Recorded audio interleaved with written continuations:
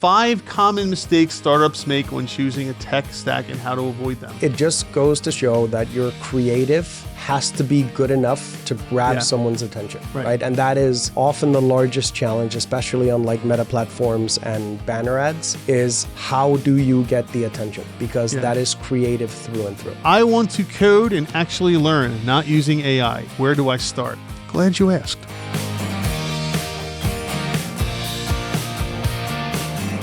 Well, hello, everyone. This is Start It or Scrap It, the business podcast for business people or people looking to start a business.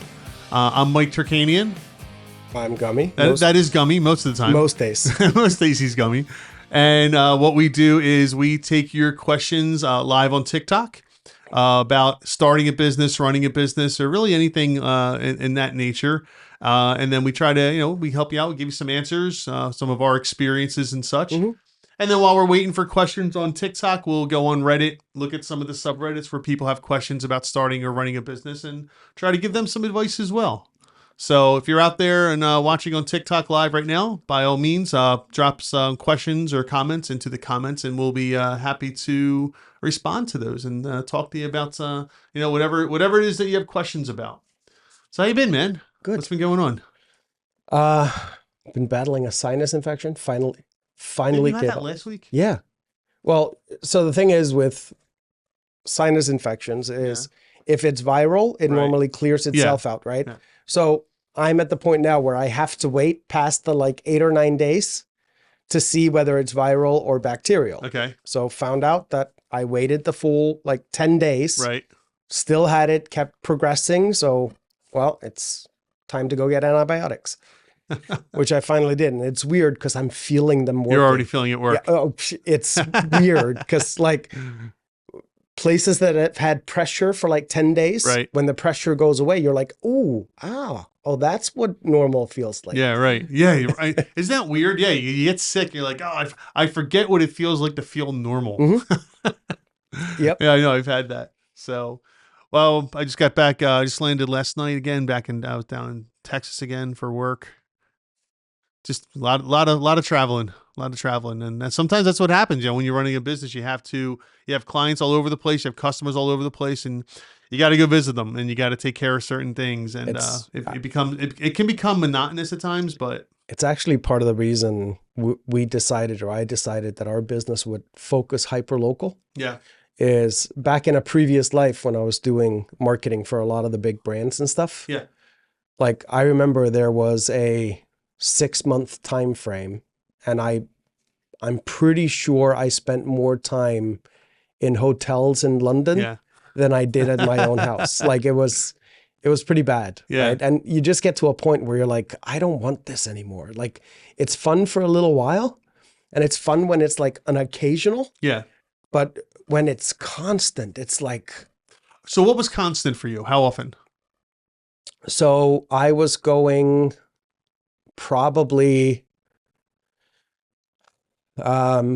every 2 weeks and staying for up to 10 days. Oh, that's a lot. Yeah. Oh, yeah. That's nothing. Right. Wasn't that's a lot compared to what I'm doing. There wasn't a month where I didn't spend at least 10 days there. Wow. Right. For a 6-month period. Yeah. And that didn't include any other travel. That was just London. Right. At the same time, I was sent to Denmark. I was sent to Germany. Now that was a 2-day trip. We literally flew in, did the meetings that day, stayed at a hotel and flew home the next day. Ooh. Right. But it's exhausting. Yeah. Right? I mean, mine's nothing like that. I mean, my business partner's in Texas and Dallas, and I fly down there every 4 to 6 weeks. Although this month I had to get down there twice for various reasons. And I usually go on a Saturday or Sunday, and I'll stay till Tuesday or Wednesday. So it's maybe 3 or 4 days at the most. Which isn't bad, right? Yeah, that's not too bad. But it's funny because I tell people all the time that those were my suit and tie days. Yeah. Right. So as my suits started diminishing in my closet, it's my key theory. Yeah. Right. The more my suits diminished in my closet, the less traveling I was doing. Right. And it was kind of going from having 11 suits to now I think I have 2 or 3. Yeah. Because you don't need them as much. I don't need them at all. Right. I need them for the classic going to church things, weddings and stuff like that. Yeah, exactly. And even some of that has just become like shirt and sports coat are now acceptable attire, right? Yeah. So like I have a tie rack with, I don't know how many ties. Oh, I got so right? many ties. And I probably haven't worn 90% of them in years. Go look at the dust layer on them. Exactly. Because I pulled it out the other day and I was like, what? Why is this tie so faded? Yeah. Oh, never mind. It's not, right. So yeah, so for all you people out there that are, whether you're new to business or you're looking to get into it, there can be a lot of travel involved sometimes, depending on what you're doing and such, and it can be great, And actually, that's what we'll talk about. This part is how to use that to your advantage, right? How to use the travel portion of it to your advantage. So. If you're going to travel anyway, and even if you like, oh man, I'm sick and tired of traveling, but I have to do it, at least you can get some benefits out of it, right? And the first and foremost are the miles, right? Correct. You have no idea how fast miles stack up once you start traveling for business. It's incredible how many miles you can build. I'm not going to go into the numbers that I have, but I have a lot of miles right now. I don't even know what to do with them anymore in some cases. Want to go around the world? I'll give you a So I highly recommend that's the first thing is get yourself. And so, okay, so let's break down airlines, right? Airlines they have what are called hubs, and just some people know this. For those of you who don't, airlines have what are called hubs, and they'll pick a few major cities in a country. So in the United States, for example, I'll use American Airlines as an example. American Airlines has a few hubs throughout the United States. One of them happens to be in Philadelphia, where we are. So every time I fly American Airlines because our hub is here. Now, if I was in Newark, right, or near Newark, I wouldn't fly American because they only have a few planes there. I think it's more Continental and Delta out of Newark, right? United, might be United, not Delta. So find out who is the hub or who has a hub in your area, in your local airport, because that's the airline you want to fly at all times, because you'll stack miles and you get status. So I have, because I fly so much now, I have what's called executive platinum status with American Airlines. Okay. Which means that I get free upgrades on every flight. I get, there's just a whole bunch of benefits you get for it.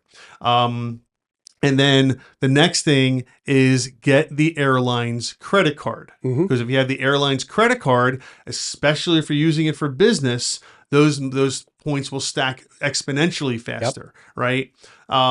Because every dollar you spend is another point. Well, you're going to spend that money anyway on your business. Some of them have double points when some you of them book have double flights points with them, right? Oh, well, American Airlines, I think, might be more than double. Might be like 2.5, 3 or something like that. Yeah. But yeah, it stacks up really fast.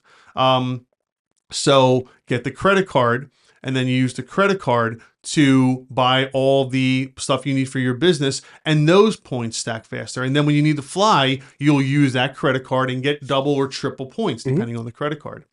Now, depending on the level of credit cards you get, you may also get access to the lounge for that airline. Most of the time when you hit platinum status, right, you get that. Not with American Airlines, actually. Oh, really? No, with American Airlines, you get for every so many points you get a free gift. And I think after, I apologize if I'm wrong about this. I think you need 250,000 points in a year in order to get a gift, which gives you access to the lounge for free. It might be less than that. I apologize if I'm wrong on that. So anyway, but the credit card itself will sometimes give you access to the lounge. And that's the key right there. I got to tell you, man, those lounges, they're nice. It's just so much more comfortable than just sitting at the air. It makes it so much better. Makes traveling. Food, it's all included. Food, drink, they have business centers. You got to print something. I was at a lounge recently. I think the one in Dallas it was. They have showers. They have beds where you can, like, if you got to go take a nap, you can lay down and take a nap. I was nice. blown away. I couldn't believe it. It was so nice. So yeah, so find the hub, get the points, get the credit card, get into the lounge, access, etc. Now hotels is a different story. With hotels, what you want to do is you want to find a chain that you like, a Hilton. Me personally, we use Marriott, right? And then all those big chains will have some type of rewards program. So Marriott's is called the Bonvoy, right? I forget what Hilton's is called. It might be Hilton Rewards or something. I think it's Hilton Rewards. I think that's the one I'm in. Yeah, okay. So, and every time you stay there, you get points free night certificates, et cetera, et cetera. So what does all this have to do with business? Well, it doesn't. But since you're doing it anyway, you can use it for your personal, right? So that's kind of where it matters. Because Right. like a friend of mine installs CNC machines all over the US, right? He works for a company. He doesn't own it. He just works for them. Yep. And initially the company had given him a company credit card. Yep. So he talked to them and asked them flat out, like, can I pay for this on my personal card and submit reimbursements? Yeah. And they were like, sure, it doesn't matter to he us, built right? up, he built real quick. Yeah. So he used that same strategy. Yeah. And he takes a vacation with his family once a year, Yep. fully paid for by on those points. Yep. Absolutely. Oh, we could totally do that. And it doesn't take a lot. It really doesn't. I have a small company. My company is not very big, right? Yeah. My software company is seven guys, and my law practice is 4 of us. Yep. It's not 3 of us. It's not very big. No, right? But it racks up. But those points rack up real fast. Yes. You got to pay for insurance. You got to pay for trips. You got to pay for this, that, or the other. Rent, not necessarily, but almost every expense you can put on a credit card. Yeah. Why not build up those points? Yep. So if you do that, that really you can. It's just another benefit of being a business owner. And it's a lot of times it's doing the basic math, right? Like what benefits me more, taking the points or a cash back, for example. Exactly. Right. Like and it's simple math. Like if you're spending on the personal side, let's say you're spending $4,000 or $5,000 a year on traveling with family, right? Well, if you get the points on the card and you can not spend that money, that's also now being used. It's pre-tax versus post-tax dollars, right? Like that's $4,000 you don't have to pull from the business and pay taxes on. That now gets paid through normal business expenses anyway. And if you strategize properly and you plan ahead. I'm not saying it works or you're planning last minute, but if you plan ahead, man, I remember last year I had to fly into San Francisco from Philadelphia, which normally is like a $500 or $600 flight. Yep. I got it for 11,000 points. Yeah. I can do 11,000 points today. Right. Like I have stuff I got to pay for, bills. That's going to be at least $11,000. Right. That's easy, Yeah. but I got the flight for free, and that's round trip. It's crazy. It really is. So, that's just some advice for everyone out there. If you're going to be traveling for your business, or even if you're not traveling for your business, but you still want to build up those points, et cetera, go get the credit card. Yep. Just please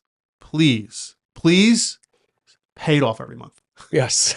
Don't carry a balance. No. Don't buy stuff on the credit card you can't afford. We'll do a finance section one day, or a finance talk one day, but pay it off every month.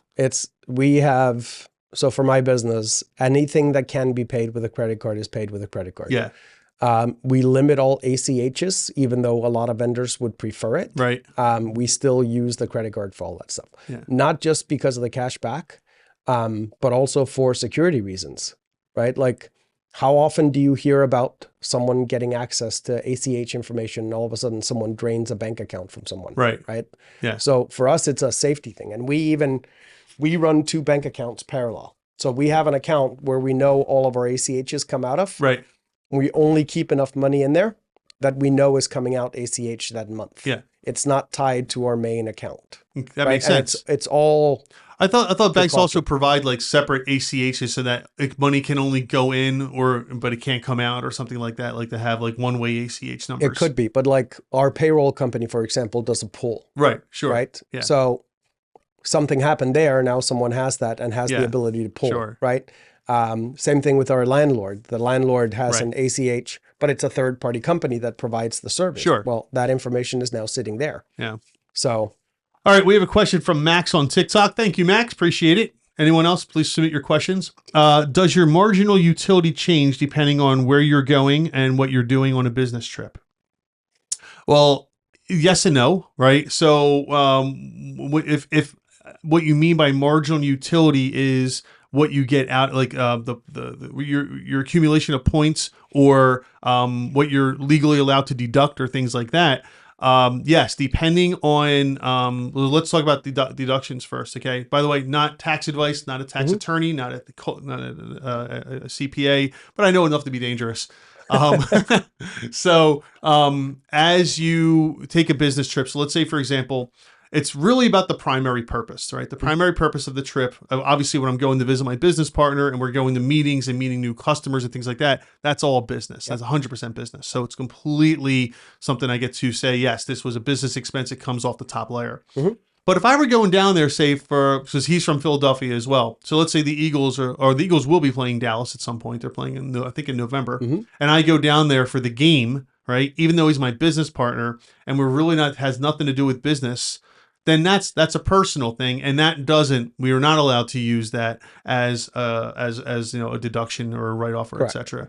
However, if he has, we purchase a luxury box and we bring, 7 or 8 prospective clients, and I'm going down there to meet with the clients, even though I'm going to enjoy the game, watch the Eagles beat Dallas, which they will.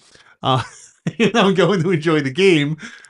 It's the primary purpose of it is for business. So you just have to be able to justify why you are going on that trip, and whether or not that trip is something that you can use as a write-off or a deduction. And a good CPA will help you understand what you can and can't, what you should and shouldn't. Right. But it doesn't change. You can still put everything on the card. Oh, it doesn't change the card at all? No. The only thing that changes is how it's getting logged on the back end. Actually, I got to back up. I disagree with that last statement. It does change what you put on the card. Do not put on your business credit card a personal expense. Don't do it. Well, if it's logged as a owner draw. Oh yeah, if it's a draw, right. Sure, so, yes. So that's what I'm saying. Okay. Is how you log it on the back end matters, right? Do not use, So if you use the credit card for the entire trip, but that included going to CVS and buying a razor because you forgot it and a toothbrush. Or nasal spray because you have correct, right? when that statement, when whoever does your books goes, hey, what is this CVS charge? Yes. And you go, oh, it was a personal item. That gets logged as an owner draw, not as a business expense. Yes. Because if you just think, we've had this conversation before, but for people that are watching now, if you were to use the company's credit card for a personal expense, and then that money comes out of the business account without being an owner draw, meaning that you aren't accounting for it on your personal taxes or your personal money, then the business has now paid for your personal expenses. And what can happen is that can actually ruin your liability protection. Yeah, the corporate veil, talked about the corporate veil before, where, again, just very quickly, if you're on this side of the equation as an LLC and over here you're a person, an individual, and you own the LLC, if someone's trying to sue you personally for acts of the LLC, they can't get through this veil here. But if you treat the business like your personal piggy bank and start using your business credit card for personal expenses and don't use it as an owner draw, they can actually get around that veil and pierce through it and get to your personal finances, et cetera. Yep. So we do have a couple of episodes on that, so feel free to look into the archives and take a look at some of those. But it's a very important thing to understand. So 100%. All right. So, Max, thank you for the question. I hope that answers it. And then anyone else on TikTok, if you have questions, we would love to get to them. So in the meantime, let's get over to Reddit. Let's see what's going on in Reddit today. If you want to help us grow our podcast to get the word out to other business owners that are looking for advice like this, hit that subscribe button. The more people that subscribe, the more people will see our video and the more information we can get out to other people. So make sure you hit that subscribe button and share with your friends as well. We are in the entrepreneur subreddit, and this is from Joseph Heller's studio. Paid digital marketing has become crazy expensive. Advice needed. Oh, this is all you, Gummi. When I first started the studio over 11 years ago, I had no money and didn't know what I was doing, and I was managing our Google Ads account myself. Yep. On top, that's everybody does that. On top of that, our website was terrible. And I still managed to be profitable on the first purchase. Today, I have a team managing it, and we really know what we're doing, and it's basically impossible to even make money off of the customer in the first 3 months. And it's getting worse literally every month. For anyone starting an e-commerce brand or even a SaaS business, I would focus on social content from day one. Social content is still hard, but if you can get it right, it can be a highly profitable channel. Only problem is it takes long. So start now. Now, I truly think paid digital marketing only works for companies with massive bank accounts that can lose money for the first 3 months of a customer's life. And if some very competitive industries, and in some very competitive industries, it takes 1 to 2 years to recoup the investment. Besides content, what other channels are people testing into? Go. So let me start by saying he's absolutely correct. Paid digital advertising has become crazy expensive, and even more expensive if you don't know what you're doing. We deal primarily with local businesses now, but I used to deal with national accounts, right? And 10 years ago, you could literally turn on an AdWords campaign. You could have the crappiest website in the world and you could still be profitable, right? The more Google has tried to help and automated a lot of things and you lost a lot of controls, it has become harder for smaller entities to become profitable using AdWords. And it's because like simple things that we used to be able to do. I used to be able to say, okay, I'm willing to pay $2 for this keyword, but I'm only willing to pay 75 cents for this. I can't do that anymore, right? Like there's a lot of little nuanced things that have happened. But I can tell you that we had, for example, there was a moving company, right? Mm-hmm. And we found out that 6 days a week or 5 days a week, their ad budget was basically getting eaten up. And all the leads were getting generated on pretty much 2 days. Like we found out 90% of the leads were generated on 2 days. Mm-hmm. So we only run the ads those 2 days, right? So now we're utilizing 100% of the budget on the days that convert the highest. Does that mean that the other days aren't working or wouldn't convert? No. It just means on those days, there could be so many people bidding that we ran out of money before it actually started being profitable, okay. Right? So there's all these little factors that come into paid ads. And the never-ending argument with paid ads, or performance marketing as it's called, right, has always been, well, if you can't measure it, it didn't happen, right? Well, there was finally a study put out, forget who did it, I can look it up if someone really wants to know. The difference between people that do performance marketing and brand marketing parallel, the cost of the performance marketing dropped drastically. Really? Yes. Okay. And it was funny that this question should come up today because I literally brought this today. It's a piece of paper. It's a piece of paper, right? Oh, it's wrapping something. It's wrapping something, right? And I personally think this is one of the brilliant things that this company does. Okay. And the reason they can do it is because their margins are good enough for them to be able to do it, right? You got a Red Knight Yeti? So it's a Yeti, okay. Right? But when you open your Yeti, what's inside every Yeti? Stickers and things like that, yeah. Okay. They got cool little stuff. I can't tell you how many times I've seen. Oh, on cars and stuff, yeah. We went deep sea fishing last Friday. There were 36 people on the boat, and I'm pretty sure I saw at least 13 of these stickers. Love it. But think about the cost of putting this inside. Right. Is negligible. Yes, yeah. Right? But the fact that I saw 13 of these on a boat with 30 some odd people on it speaks volume. At a location where people would use those things regularly. Yeah. It was on coolers. Yeah. It was on like equipment bags. Right. And which is kind of the reason I brought it today, is because it absolutely blew my mind. Right. And then not only that, they have a little ad that you can get more Yeti gear. Really, really simple ad, right? Cost negligible. Register your Yeti for a warranty. Yeah. Right. They're getting you to hand over your contact information so they can keep marketing to you, right? Like this is what and now I see Yeti ads all over the place. Sure. Right? Like, because I am really their ideal customer because I buy a ton of this stuff. That's it. This is nice. You have one. I know. I'm saying it's okay. Still saying it's nice. Wow. But I think that's part of what's missing from the equation a lot for people trying to do performance marketing. Yeah. Is that they put their brand marketing completely on hold. Right. So just like this guy is saying, you should do content marketing, you should start social media. Absolutely you should, but that doesn't mean that you should stop doing performance marketing alongside brand marketing. Right. But brand marketing is is so important and people have no idea, right? Like buying that billboard, but the billboard didn't yield anything. Yeah, it did. Because I told you the story about the countertop company we had, right? Yep. Where we had so we were only handling the brand marketing and someone else was handling the performance. And then we have the monthly meeting and they're like, oh my God, we figured something out. The performance campaign is through the roof. And I'm like, let me guess, it started September 18th. And they're like, how did you know? Yeah. And I'm like, let me guess. And then you started seeing it decline by October 4th. And they're like, yeah, we're trying to figure out what happened.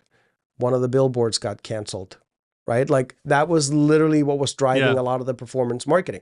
So metrics aren't just metrics. Like metrics are normally correlated to something else. Sure. And there's been very few that have measured that correlation between brand marketing and performance marketing until now, where they're saying like your performance marketing costs can go down. I think it was like 30 to 35%.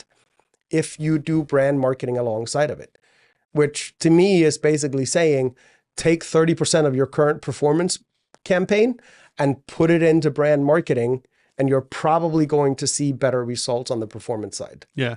Right. And another thing is, what was the last part of the question? What other channels are people testing? Yeah. We've gone old school with a lot of things. Start doing trade shows, start doing community events at the park. I was just at Scarecrow Fest over in New Hope, right? And one of the insurance company had a make your own bobblehead. Huh. And it was really cool, right? Like, so my kids went in, they got a picture taken, and then they glue it on this thing. And it's literally like, it's just a picture of them, but it's a bobblehead. And they had like 20 different figurines you could select from. Neat. But it's branded by them. And now I have 2 of those things sitting in my house with the name of the insurance company. That's great. And, I love it. Right. And it was kind of one of the lessons I learned a long time ago is don't ever underestimate where your stuff can go, right? Like I just bought 500 of those microfiber towels. Okay. And the finance lady at my office was like, what are you doing with these? And I'm like, oh, my daughter's school was asking for donations to put in the, when they do trunk or treat for Halloween. She's like, you're going to give all this to kids? I'm like, that's 350 kids that have parents. Right. Right? Like this is going to go home with them, right? Like the parents are going to look through these bags and go, oh my God, what's this? Mm-hmm. Right? And it's an actual useful item. Yep. It's useful to kids, especially when they have the touch screens, the laptops. Oh yeah, adults too. It's useful for the parents. So I'm pretty sure 90% of that is going to stick around with someone, right? And that's another thing that it's the reason I love these things. If you go through your house right now, how many promotional products do you think are sitting in your house right now? Oh, I know. There's lots of them. There's so many. Look, the refrigerator alone, almost every magnet in the refrigerator is some promotional item from somewhere. And it's those types of things that work. And if you are a local business, I can't stress this enough. If you're targeting local people, own a 3-mile radius, own a 5-mile radius, right? Like literally go and order 5,000 pens and then drive around to every restaurant and throw them and drop off 50 to 70 pens at every single restaurant, right? Like we have 4 restaurants that we all need them. We are their supply for pens, right? And I thought it was going to be like 10 pens a week. One of the restaurants is going through 70 pens a week. Wow. Right? That means 70 people that go in and out of that restaurant. And why? Why do they need those pens? I know the answer. I'm just curious. I mean, most people that take pens are probably they're business related, right? Like you use them to take notes. You use them. Well, in a restaurant, a lot of times what happens is the person at the table, when they're signing the check, they take the pen with them. Yeah, but this isn't even that type of restaurant. Oh. This is a walk up to the counter, order your food, and sign for it. Oh, really? Which is why I was surprised at the amount of pens that they're going through. But people are literally writing and going, "Oh, this is a nice pen," and taking it with them. Yeah, very cool. So, all right. So Joseph Heller's studio. I'm obviously Gummi's the man. He knows what he's talking about. So take that advice seriously.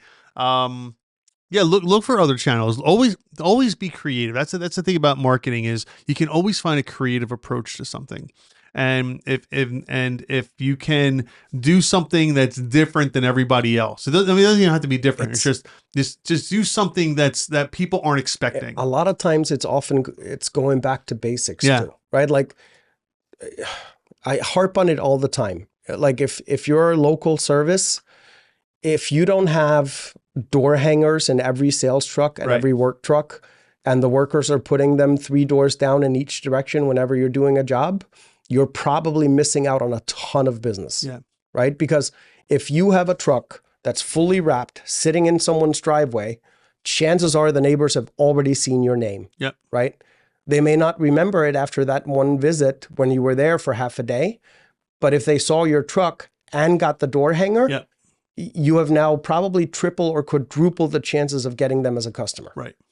And it amazes me in the development that I live in, how often I see these service trucks pull up and there's never anything on my door.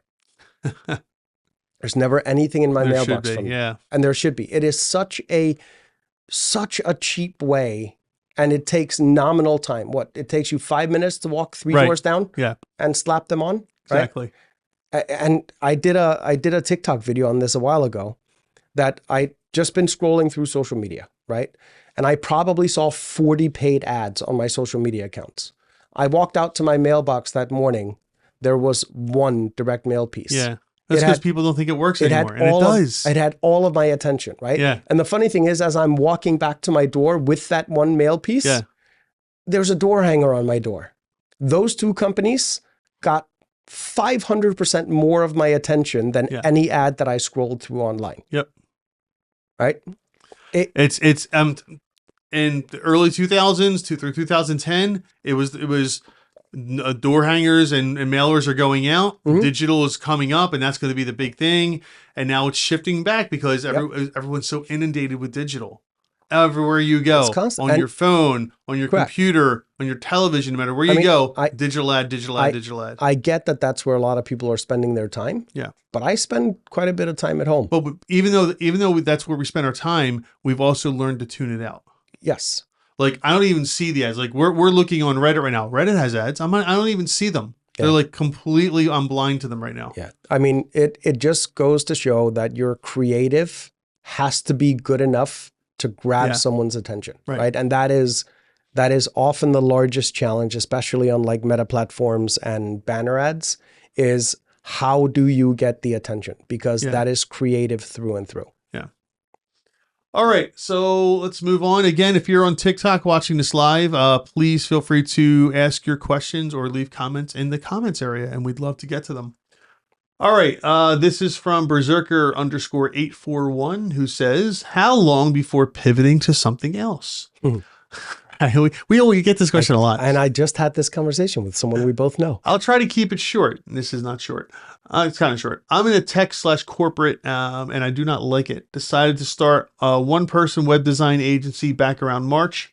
I've done all the things like getting an LLC, business bank account, payment processor, contracts, etc. I've been cold calling sometimes 20 to 50 businesses a day. Wow, that's actually pretty good. Mm-hmm. I've run ads, done one on-page SEO, and have been posting consistently on my Google business profile. Mm-hmm. I'm struggling to get clients. So far since I've started, I've gotten one client, and they are taking months to get me the content I need for their website. That's typical. Mm-hmm. It seems people just don't see the value in a website even after explaining it to them. Does anyone else have experience with running a web design business specifically? Oh boy, you and I both have lots of that. I have another business idea in mind I'd like to pursue, which I believe would be in much higher demand, and I'm unsure if I should keep the web design thing going in parallel or just dissolve it and focus solely on this other thing. Who wants to go first here? I'll let you go All first. right. We'll see if you agree with my opinions here. Mm-hmm. Okay. If your business is just website design and development, get out. You're going to struggle. You're going to struggle tremendously because here's what you're competing against. Not only are you competing against people on Fiverr who will make it for $30, you're also competing against Wix. You're competing against Squarespace. You're competing against all these companies that have major marketing dollars, TV ads, digital ads, etc., that tell your customer that they can have their website up and running in a matter of minutes for $49 a month. Yeah. You can't compete against that. No. You do not have the ability in the pockets to compete against that type of marketing. And especially if you're not developing the content for them. Right. Yeah, true. Right? Very true. You're waiting for them to give you content. You've already lost the game. 99% of the clients that we get for website development is because we tell them, by the way, we'll create all the content for you. Yeah. Because that's where most businesses struggle. They don't want to do it. They don't know how to do it, and they don't want to do it. Correct. Exactly. It's not the getting the website up and running. It's doing all the prep work before you can get a website up and running. And that's where businesses struggle. Now, since you have the skills as a web designer, I would, me personally, is take those skills, whatever this other business idea is, I would take those skills and put it toward this other business idea. Now, I'm not saying give up. Don't just give up in a business. But there are certain businesses nowadays where it's too late. Like 10 years ago, web designer, yes, sure. Now, web designer, not so much. It's just going to be really hard for you to keep up. So knowing that, this is going to take me to my next point, which is let's put aside the fact that you're a web designer. Let's say you're making widgets, whatever those are, right? And you're still struggling. What you need to do is you need to, after you get your marketing in place and things like that, you need to really forecast. You got to forecast for the next 6 months to a year and be brutally honest in that forecast. Like as conservative as possible in that forecast. Where is there money really that's going to come in? And if you can learn how to forecast properly, you'll have your answer. Because if you can forecast properly and realize in 6 months there's still no money, in 12 months there's still no money, and I don't even mean like you have no customers. I mean you have no money. You might have customers, but you might not have money. And if that's the case, then yes, and you realize it's time to move on to something else. Figure out what went wrong with this business. With the web design business, we already told you what went wrong. You're 10 years too late. Well, it's not that he's 10 years too late, right?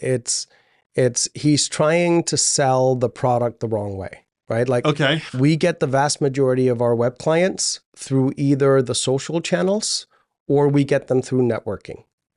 Very rarely do we get someone looking for a website that went to one of our Google ads and came through that way, right? Like we stopped that advertising like 5 years ago because it was pointless. Like that's not how people were searching for that service. What did pick up instead were the social channels and now meeting with people, especially once again, because I talk about this all the time, solve the problem, right? So what is the actual problem for the small business? Is it setting up the website? No, it's getting traffic to the website. It's developing the content for the website. Well, the content drives traffic, right? So the problem we're solving now is no longer getting a website up and running. It's all the content development to be able to get a website up and running. So, so what I meant by you're 10 years too late is you're doing stuff that we did 10 years ago, right? Where it was, I'm a web developer, who needs a website? Put your hand up and eventually people will find you and use you. That doesn't work anymore. I would say this, and you correct, and you're probably more in tune with this because I haven't done it in quite a while now, but I would say that the people that need websites are either people that are just starting a business, which means they probably don't have a lot of money, which means that they're using a Wix or a Fiverr or something, or the people that have an existing website, but it's not doing what they need. They're not getting the traffic they need, etc. And they're looking for somebody to handle that, which is the build my content, SEO it, do this, that, or the other. So we call it level 1, level 2, right? Like level 1 websites, we do very few of those, right? Like it's an exception that we do it because we are relatively expensive compared to a lot of others. But it's because we do all the content development. We provide all the graphics if they don't have it. We provide all the pictures, all that stuff, right? So a lot of businesses come to us and they're like, well, why are you 3 times the price of the guy up the street? And I'm like, because we're not just putting together the website itself. We're developing all of it for you, right? So they're like, okay, it's worth level 2. The businesses that are looking at it and going, I just need something online, that's a level 1. Right. And those people generally don't have the budgets needed No. to do it. So that's why Wix, Squarespace, a lot of these places are so successful, right? Is because they handle a ton of level 1 websites.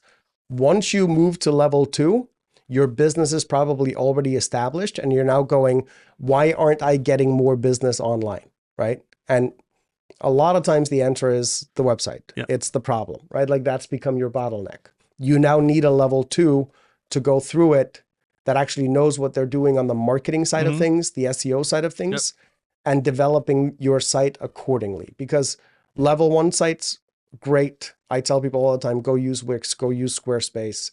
It's enough to get you started. It's not enough to level you up. Yeah. Right? No, that makes perfect sense. So, all right. So anyway, Berserker 841.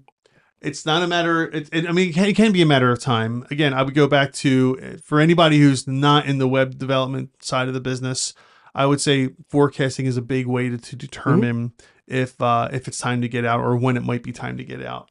In this particular instance with the web design, take Gummi's advice, and you either have to move on, or you have to provide the services that the clients actually need other than just making the site, which is really a lot of it is the content. Yep.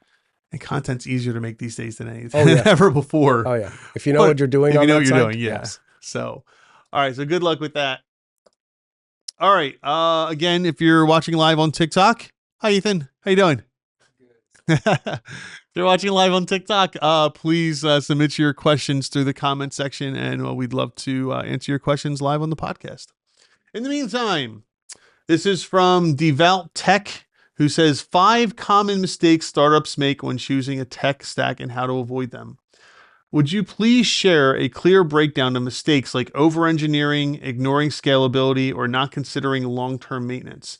And let us know your experience.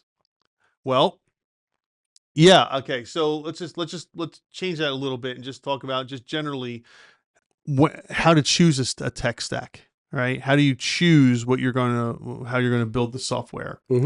And the first thing you have to determine is who's going to be using the software, right? That's the very first thing. Is it mobile-based software? Is it web-based? Is it desktop? Is it SaaS, right? What type of platform are you actually, or who's going to be using your platform? That's the first thing you have to get answered. Once you have that answer, then if you're making a flow chart, so to speak, that splits into 100 different things. So let's use a SaaS product, for example. If you're making a SaaS product, generally it's web or app based or a combination of the two.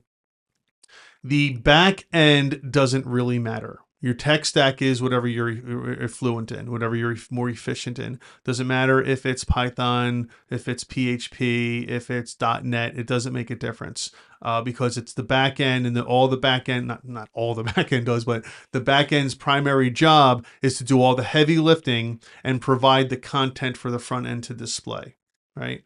Then you have to talk about the front end. Now, what's the stack for the front end? Well, the front end stack could be depends on, is this a web-based platform? Is it mobile? Is it both, right? Well, then your front end stack's going to change. You're going to use a different stack for your website versus your mobile side. However, there are tools out there now, like there's something called Flutter from Google, which I use quite a bit. In fact, I teach a class in it now. And Flutter allows you to create the code one time and deploy it over Android, iOS, Windows, Linux, Mac, web. It doesn't matter. It creates it for all those outlets at one time. Now, there's little nuances here and there, certain things you have to do to make it specific for iOS versus Android. But at the end of the day, 95%, maybe even 98% of the code you write in Flutter is reusable across all platforms. So that's something to consider as well. It's a write once, read many, right? So, or deploy many, I should say. So that's something to consider as well, is, what tech stack, and when you're trying to figure out what tech stack, is it just for Apple people? Is it just for Android people? Is it just for web? Well, then you don't need to use something like a Flutter. But if it's going to be across multiple dimensions, multiple platforms, multiple types of devices, that might be something to consider as well. How much experience do you have with that? With determining, okay, what are we going to build this in? Or as a marketing company, you pretty much just have your go-tos? So I came from from software development, Right, but no, I came as did it more from a project management side, right? So the first question I always ask the guys is, I focused more about the end user than necessarily what it was built in, right? So who's going to be using the software? Right? Is it going to be someone that is tech proficient, or is it going to be someone that literally needs everything explained to them? Right. So I was a lot more on the front end of things is, do we need to specify first name and last name? You're the UI guy. Right. Right. So I cared way more about how it interfaced with the customer that was using it than I cared about how the back end functioned, right? That was your job. Like, make it work. Right. My job was to make sure that the user understood what they were supposed to be doing, right? And it's two different mindsets, because a lot of times, like, let's take something super simple, a date. Okay. How do you input a date? Right. Are we in the United States? Are we in Europe? Right. Are we doing the digits? Are we doing slashes, dashes? Correct. Oh, right? believe me, I know. So it's something that is like so simple, right? Like, but it's a date. But is it date in computer language? Is it European? Is it US? Like, how are we doing the date? Yep. Right. And they is were it like, military time, or is it, is it standard time? And that was one of those things where you're like, well, now you have to think of the end user. Right. Will the end user know to use a programming date? Right. Like, because if you're dealing with programmers, they could just do it. Right. The average user won't think to put year, month, day. date, right? Depending on where you are, it's month, day, month, year. Correct. In Europe, it's day, month, year, and here it's month, day, year. Yeah. So like, which I never understood. Something, it's a progression. It should be day, month, year. Something as simple as saying, okay, let's just make it a drop down that shows an actual calendar. Right. Right. Like, that stuff starts mattering. Right. Same thing. Something as simple as telephone numbers.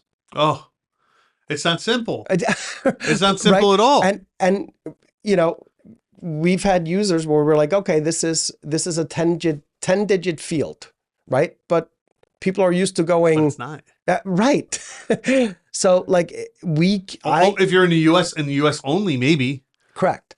So like, that was one of the things that I was always responsible for, was basically I told them, like, I'm supposed to be the dumb user that breaks it. Yeah. Right. Like, that's my job. Your job is to make it as simple for me to use as possible. I, once again, didn't care what you built it on. Right. Right.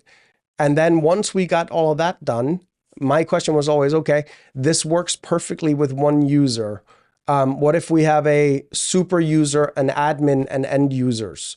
Will all of this still work? Mm-hmm. Well, no. Okay. Will it work with an admin and users? Yes. Right. But not a super admin, and users. Right. No.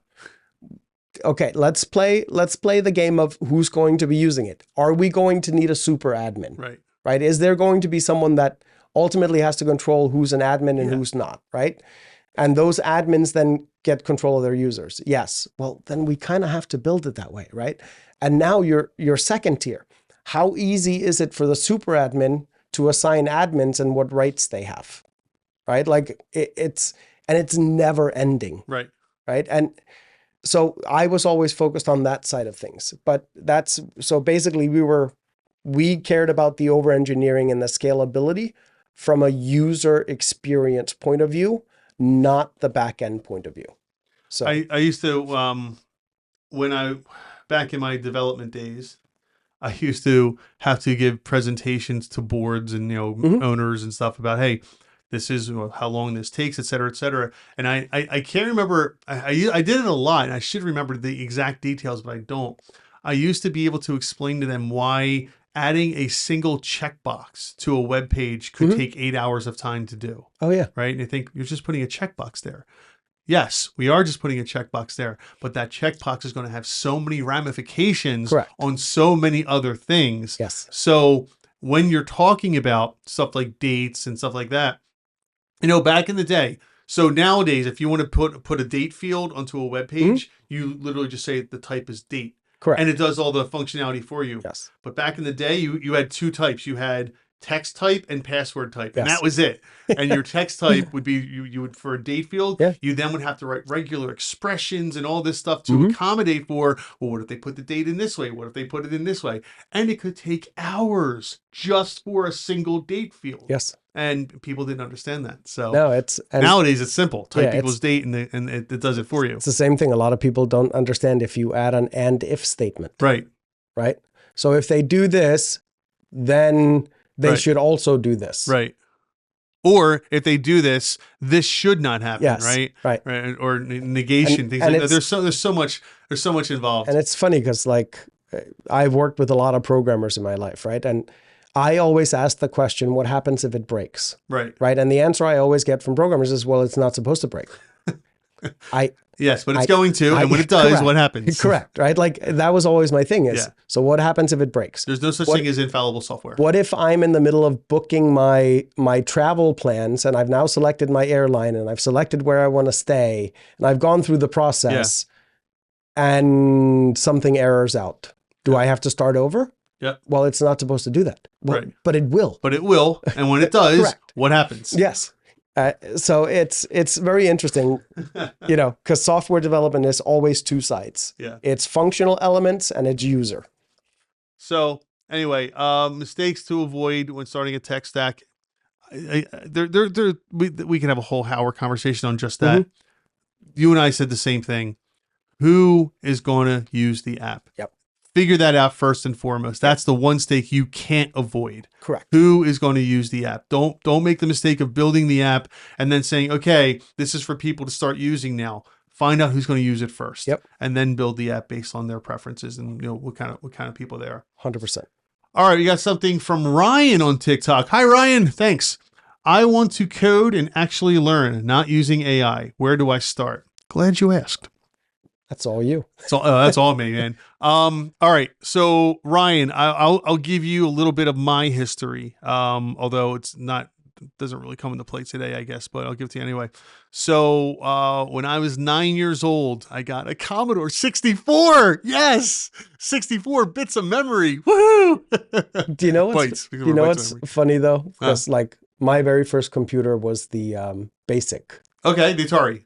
No. Well, not the Atari? From, who made that? BASDF? I don't know. So they made that one. It was just called a BASIC? Yeah, it was just called BASIC. Because BASIC was the language. Yeah, but the computer was just called BASIC too. I don't remember that one. But it's interesting because my wife now went back for her master's. Yep.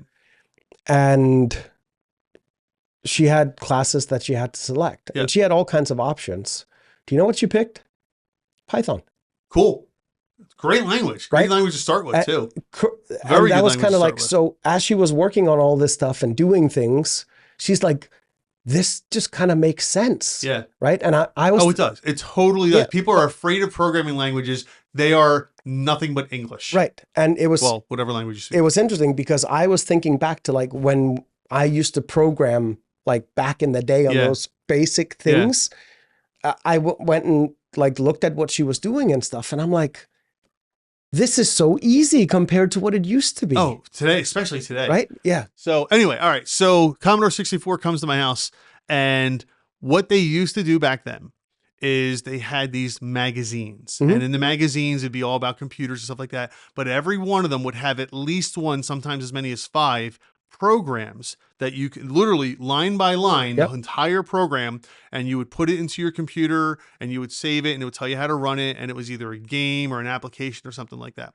And we're talking in the mid 80s, right? Yeah. So what I did personally was I would write the program, get it working, and then I would dissect it.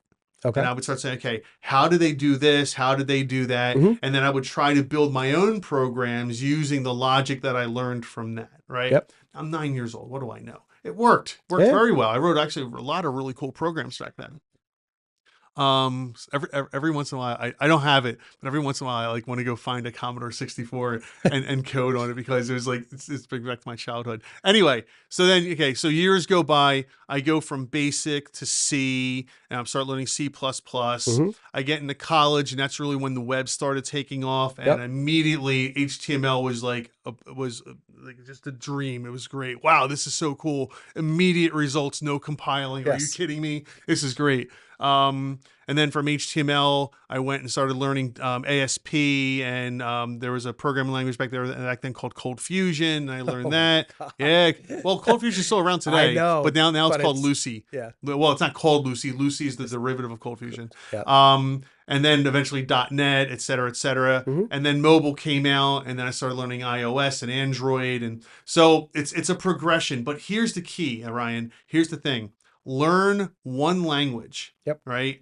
And it doesn't have. And I mean, me personally, if I could go back, I would start with C and C++. Absolutely, because every single language out there today is a derivative of C++. Yep. Every one of them. It doesn't matter what it is off of C functionality. Okay, the coding styles, Yep. static void main, all that stuff is all based off of C++. Okay. But you don't have to learn it. I'm not saying go do that. Python's a great example. Python is a fabulous language that you can go out and learn very easily. And how do you do it? So he's asking where to start. YouTube. Oh yeah. Go watch YouTube channels out there.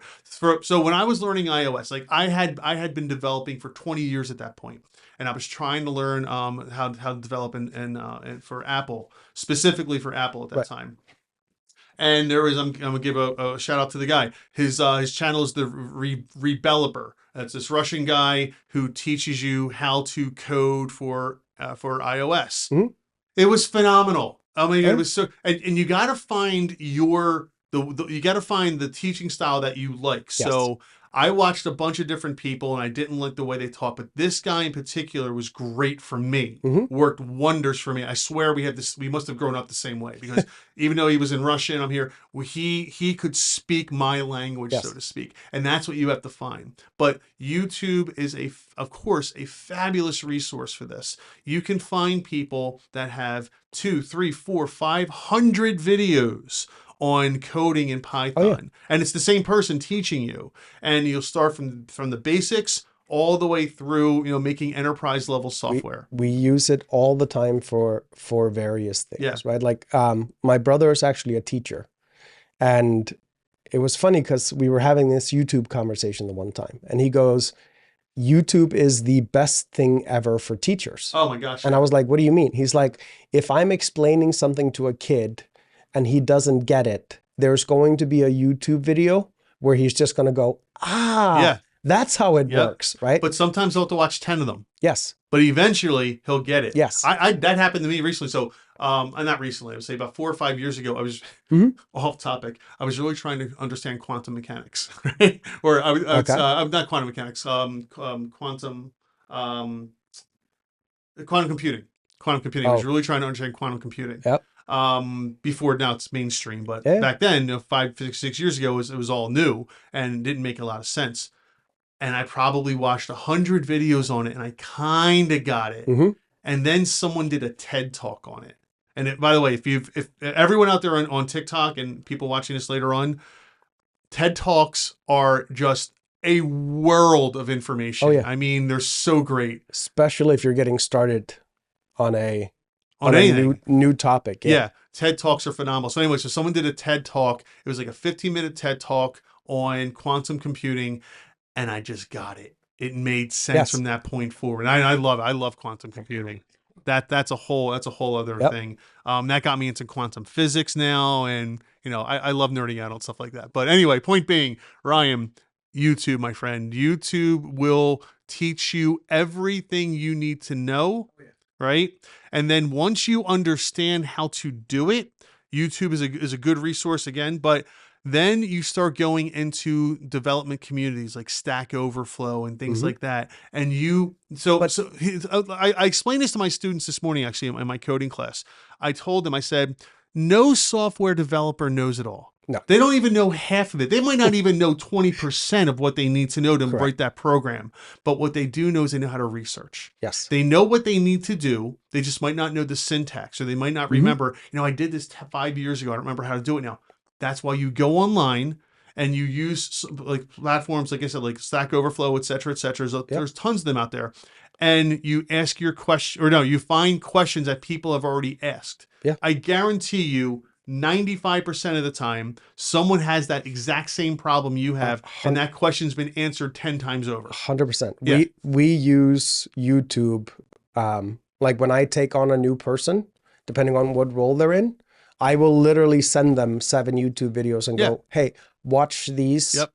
It'll give you all the basics of what you need to know. Yeah. They're not done by us. They're done by someone else. Right. But the information is correct, right? Like, so we even use YouTube to train new employees. Yeah. From exactly. other people's channels. Yeah. Right. I mean, in my class right now, I'm teaching a Flutter class at a college, and that's what I do. We have our class presentation. I walk them through things. I explain stuff, but then afterwards I say, now go watch these 3 videos on YouTube, because they might do a better job of explaining it. They might, you might understand it more.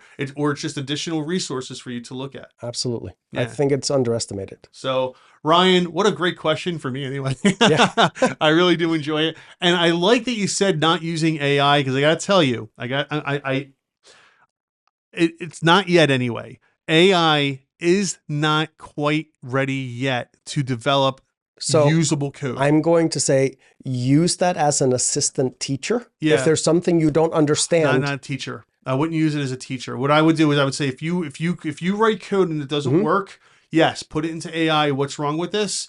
It's good at that. Right. I don't like it for writing fresh code on its own. No. I'm not saying okay. That's why it's a teacher, not an assistant. Okay. Right. Like use it as a teacher. Drop in your code and saying, hey, are there any flaws with this? How could I improve this? How could this be made better? Right. Can you grade my code? Yes. Right. Yes. Like it's good for that. You can literally use it for that, and it'll analyze it and look through it and give you feedback. Yeah. So, but once again, YouTube.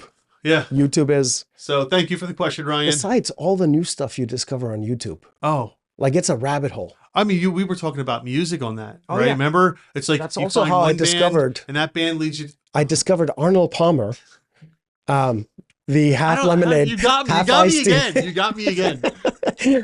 That's YouTube. You discover amazing things like stuff like this. I didn't even know this existed. And Gummi, what is that? And then, so this is the Arnold Palmer light half and half.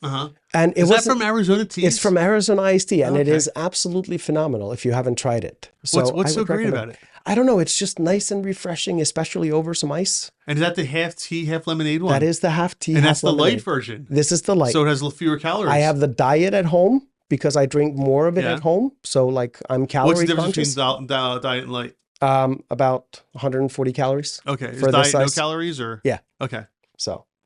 Right. Very, very nice.